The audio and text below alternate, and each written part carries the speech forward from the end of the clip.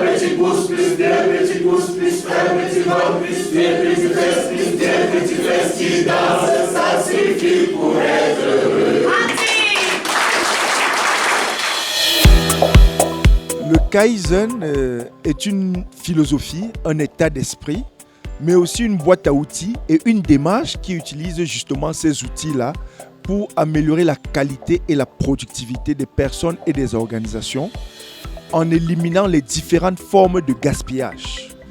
Et quand je parle de boîte à outils, il y a plusieurs outils, dont l'outil premier qu'on utilise pour pénétrer dans une entreprise, c'est le 5S Kaizen, qui est un des outils du Kaizen. Le premier S, c'est supprimer. On supprime de l'inutile de l'utile au poste de travail.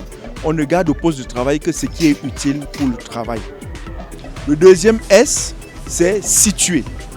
On situe les éléments qui sont utiles pour le travail et on les positionne de manière à éliminer les différentes formes de gaspillage. Et ensuite, on passe au troisième S, qui est scintiller. Il s'agit de faire en sorte que le poste de travail soit toujours propre. Et pendant qu'on maintient la propreté au poste de travail, on vérifie aussi le bon état de fonctionnement des équipements de travail. Ensuite, on passe au quatrième S, qui est la standardisation.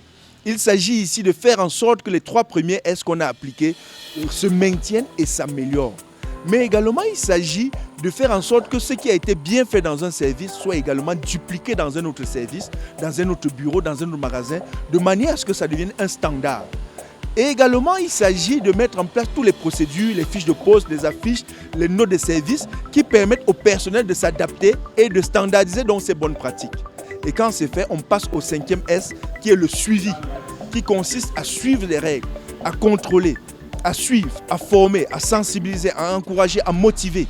Et le quatrième et le cinquième S sont en général faits par les managers parce que c'est eux qui assurent la fonction d'amélioration continue au sein de l'entreprise.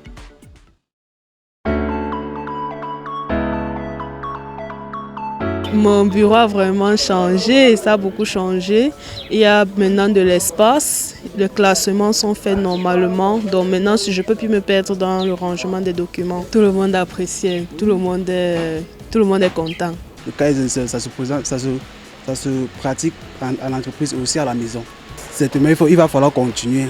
Il va falloir continuer parce que ce qu'ils ont fait jusqu'ici est énorme. Et laisser tomber, ça veut dire qu'ils ont perdu le temps ici en fait. Donc nous avons l'obligation de continuer à mener cette activité jusqu'à la fin.